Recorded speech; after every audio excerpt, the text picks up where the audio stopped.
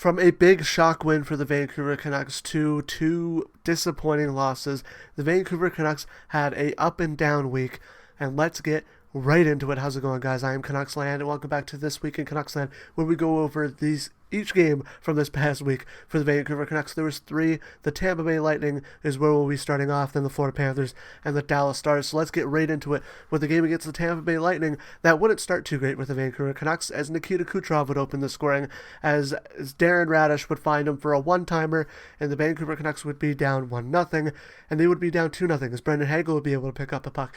He would send it to the point for Chernak. His shot would be tipped by Gensel, and it would be a early 2-0 deficit for the Vancouver Canucks, but they would be able to work their way out of it with one in the second before opening up for a bunch in the third. But talk about the first one, as Elias Pettersson would skate at the top of the point, he'd make a nice move, put it in front, and Jake DeBrusk would pick up the rebound, and the Vancouver Canucks would cut the lead in half, and they would add one more, as Brock Besser would find Kiefer Sherwood in the slot for a tip, and that one would go past, and it would be a tie game for the Vancouver Canucks, which was great. We were able to bring it back to tie, and honestly, it was with how we were, shooting. We weren't getting that many shots on goal. It was good for the Vancouver Canucks, but then, yes, we would explode for more, as Linus Karlsson would tip Mackenzie McEachran's shot, and then Drew O'Connor would tip Quinn Hughes' shot, and then Mackenzie McEachran would tip Philip Veronic's shot, and then Marcus Pettersson would top it all off with an empty netter, and the Vancouver Canucks would explode for 5 goals in the third period, and they would be able to beat the Tampa Bay Lightning, the score of 6-2, in a big shock win that we desperately needed. I will get more into my thoughts of the week, because I definitely will be talking about this game a little bit more, because it was more exciting. But without further ado, let's hop into the Florida Panthers game, where it would be good for the Vancouver Canucks to start, and then it would go really bad, and then it would be very good again, and then it would go, and it would fall apart at the end. It would start off with a goal from Drew O'Connor, as he would pick up the shot from Tyler Myers, I think it was, from behind the net, put it in front, kind of battle with Bobrovsky, and eventually put it in, and the Canucks would take a 1-0 lead, and they would add one more here, as Kiefer Sherwood would find Jake DeBrusk with a nice pass, and he would put it in, and the Vancouver Canucks would take a 2-0 lead. The Florida Panthers would get one back, though, as on a rush, AJ Greer would be the last man back, and he'd pick up a shot that would beat I think it was Yuri Patera in net tonight, or that night, and then right before the period would end, 8 seconds before the period would end, Seth Jones would pick one up on the power play on a rush, and he would get left open in the middle. He would put it past Yuri Patera, and the Vancouver Canucks would go into the second period tied 2-2, which ultimately isn't too bad, but when you were up with 8 seconds to go, you gotta make sure you go, and then going into the second, up 2-1. But into the second period we would go, and the Florida Panthers would get pretty quickly, as Luke Cunnin would pick up the first one, as Gregor would put it in front, and then the puck would kind of bounce out to Cunnin. He would put it in on the rebound, and then Evan Rodriguez, off a really nice pass from Sam Reinhart, he would put it past Yuri Patera, and then Brad Marchand would find Anton Lundell, and he would make a really nice shot, and he would beat Yuri Patera. But the Vancouver Canucks, they weren't done there, as they would at least get one to make it, I think at this point, 5-3, as Evander Kane would find Elias Pettersson, and he would put it past Sergei Bobrovsky. What a nice pass from Evander Kane, and that would be his first of the game, as we would go into the third period down 5-3. We would get 2 quick ones, as Elias Pettersson would pick up another one. He would get the puck from Kiefer Sherwood. He would make a nice backhand move and roof it, and a nice backhand shot and roof it, and the Vancouver Canucks would be within one, and then Philip Veronica would get one on the power play, as he would go to the net, and he would be found by Max Hasson, and the Vancouver Canucks would tie the game at 5-5, but the Florida Panthers would pick up 3 more. Sam Bennett would tip a shot from the point from Mikkola, and then Seth Jones would pick up his second in the slot area for a 7-5 lead, and then eventually Brad Marchand would pick up the empty netter, and the Florida Panthers would win 8-5, and the Vancouver Canucks would lose a crazy scoring game. At least it was a fun game to watch, but yeah, it was just like you didn't really want to lose that badly. But the Vancouver Canucks did let in 8 with Yuri Patera in net, and yeah, we did score 5, was the bright side to that game. But yeah, it was just like not that great of a game. We would then move in to a game against the Dallas Stars. Finally at home, we finished up the road trip on a pretty good note. I mean, we're 1-1-1. That was pretty good with the game against Carolina as well. Hopefully we pick up a win here, right? We get back to 500. But spoiler alert, that would not be the case, as the Dallas Stars would open up the scoring with Maverick Bort picking it up after the puck was behind the net in a battle. It would send up to him, he would put it in, and then the Vancouver Canucks would tie the game with Linus Karlsson. The Canucks would pick one up, though, as Linus Karlsson would pick up the puck in the neutral zone. He would skate in and he would fire it past Jake Ottinger to tie the game. But then Vancouver Canucks would let it in yet another one here, as Tyler Myers would get the puck. Kiefer Sherwood would try to take it out, would be stripped by Jason Robertson, and he would snipe it past Kevin Lankinen. I was going to say Casey DeSmith, but he's on the Stars. I don't know why. But Kevin Lankinen and the Vancouver Canucks would be down 2-1. For Elias Pettersson to pick one up on the power play, as he would charge to the net. Him, Jake DeBrusk would battle at it a little bit, and then he would eventually put it in, and the Vancouver Canucks would tie the game yet again. And they looked really good this game. They actually outshot them in total 36-24.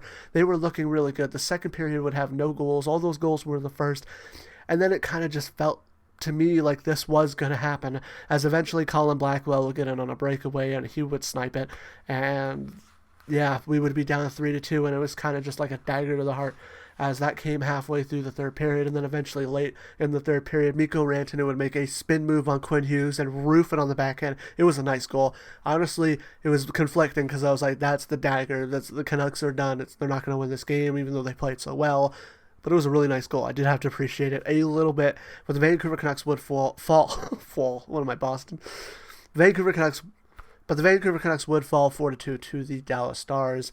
And yeah, it was just disappointing. Like the Florida game, I understand losing. It's Florida, even though they are dealing with a lot of big injuries.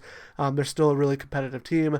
The Dallas Stars, although they were a good team, it was a game that the Vancouver Canucks could have won. And we could have been 2-1 this week, but we ended up 1-2. Just not a great week overall. I don't know. It was tough, because we did, although we weren't shooting well on the road trip, especially in the games against the Tampa Bay Lightning and the Florida Panthers, we were still able to score 11 goals combined in those two games.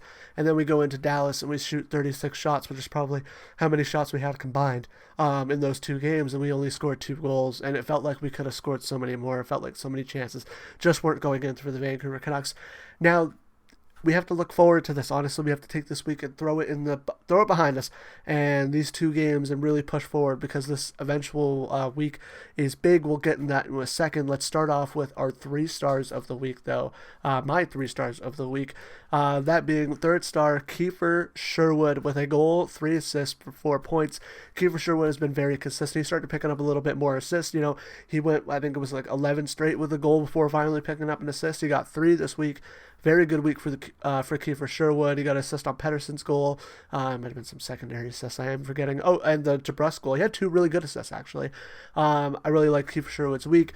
Elias Pettersson, he is the second star of the week. He had 3 goals, 2 assists for 5 points. Elias Pettersson is back, everybody. Elias Pettersson is back. 3 goals is awesome. His goal scoring is getting up a little bit more. When he started getting points, he was getting a lot of assists, so people were saying, oh, he wasn't scoring enough goals. He's starting to pick up a little bit more goal scoring now. It's nice to see. 5 points in 3 games is also great. If he can keep it up, he'll get up to point per game. They play Calgary in 30 minutes. Let's hope Elias Pettersson has a great game. And speaking of players who have great games, it's Quinn Hughes with 0 goals, 7 assists for 7 points. He's insane. He got first star of the week for the NHL. He gets first star of the week here for me for the Vancouver Canucks. Quinn Hughes is Quinn Hughes. He is totally back. He's putting up points. I don't care that he's not scoring goals. If he could pick up as many assists that he is picking up, he will help this team indefinitely. So I said that we have a big road trip coming up. So we do play the Calgary Flames in T-minus 30 minutes as the time of recording. It's already been played by the time you guys are watching this. But we also have 2 more games. We have a game against, I just got to go over to ESPN real quick to get the order. I'm pretty sure I'm forgetting the order here for a second. I was going to say, I'm pretty sure we play the Anaheim Ducks. We go on a California road trip. So it's all 3 California teams. You know which teams those are, but we start off with a game against the Anaheim Ducks, who are very good. And then we go for a game against the San Jose Sharks, who aren't as good. And then we have a game against the Los Angeles Kings, who are also having a better season than the Vancouver Canucks. So the 2 games that I'm hoping the Vancouver Canucks absolutely win, they need to win, are Calgary and San Jose. I know San Jose is ahead of us in the schedule, but it's the team of the Vancouver Canucks going into the season. It's a team you need to beat. So we need at least 2 wins out of this road trip. Can we pick up one against the LA Kings? Can we pick up one against the Anaheim Ducks? We don't know. Are the Anaheim Ducks sustainable? I probably think they're a little bit more sustainable than the Vancouver Canucks are in terms of with how our injuries are. I do think that the Vancouver Canucks need to pick up one win against Anaheim and Los Angeles, and they need to be sure they pick up those games against Calgary and San Jose. No game is a free win in hockey. They have to pick up those wins, but those are the two I'm the most confident in them getting wins. If they lose out this road trip, I'm honestly, if the GMs and management and all of that have to rethink their outlook on the season, I totally get it, because this is a make or break. These are 8 divisional points that we can pick up, and picking up 8 divisional points, if we pick up at least 6, that's great. We need at least 3 wins in this road trip. Is that realistic? I'm not too sure. Hopefully we're able to pick it up. But yeah, that is about it. I set a goal to try to hit 500 subscribers by the end of this upcoming season. So if you enjoy this kind of content and you're a Canucks fan, make sure to hit that subscribe button. But yeah, the video on your right is the video from Friday. The video on your left is the video from Wednesday. Subscribe right down under there, and there will be a full rebuild for Wednesday, hopefully. If not, it will be a topic. I'll let you guys know in the post.